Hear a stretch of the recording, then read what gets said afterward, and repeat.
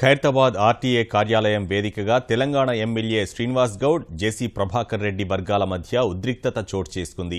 దివాకర్ ట్రావెల్స్పై తెలంగాణ అసెంబ్లీలో శ్రీనివాస్ గౌడ్ చేసిన వ్యాఖ్యలతో వివాదం మొదలైంది.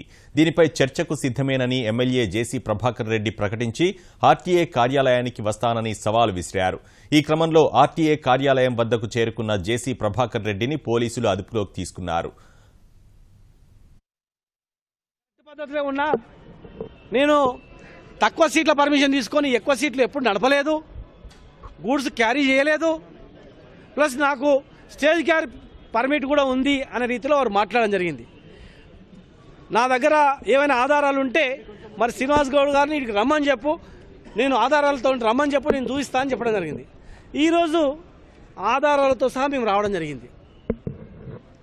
ఎగ్జాంపుల్గా ఆయనకు 45 సీట్లు పర్మిషన్ తీసుకొని ప్యాసింజర్స్ 52 మంది నడిపించింది పాలెం సంఘటనలో. తర్వాత గూడ్స్ క్యారీ చేయడం మూలానే ఇన్సిడెంట్లో 45 మంది చనిపోయినని చెప్పి దీనిలో ఉంది. రెండోది మళ్ళీ ఇమ్మీడియట్గా ఆయన ఆ బస్సును అమ్మేసిన అని చెప్పిండు. అమ్మేసిన బస్సు 10/10/2010లో అమ్మినా అని చెప్పి బస్సు కాగితాలు సృష్టించిండు. కానీ స్టాంప్ పేపర్లో మాత్రం 8/12/2010. అంటే స్టాంప్ పేపర్ కొన్నది 2010-12వ నెలలు అయితే మరి 10వ నెలల ఈయన సంతకాలు ఎట్లా చేసినట్టు సాధ్యమవుతుందా? పేపర్ లేనిది సాధ్యమవుతుందా? మరి ఈ ఆధారం కూడా ఉంది. ఇవన్నీ మరి కరెక్టా కాదా వారిని అడుగుదాం. అసలు మరి ఏం చేద్దాం? ఆర్టీసీ బలోపేతం కావాలంటే ఏం చేద్దాం? సింగిల్ పర్మిట్ విధానం రావాలంటే ఏం చేద్దాం? రెండు రాష్ట్రాల మధ్యలో సంబంధాలు మెరుగుపడాలంటే ఏం చేద్దాం? అమాయకులు చనిపోకుండా ఉండాలంటే ఏం చేద్దాం?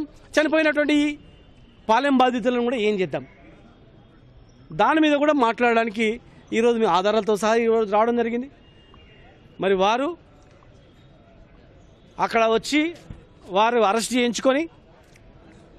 చేసుకొని పోయిండు. సమాధానం చెప్పాల్సి వస్తుందని చెప్పి ఇంకా నేను రావడానికి వచ్చినా పోలీసులు అరెస్ట్ చేసిండ్రు, పోయినా అని చెప్పి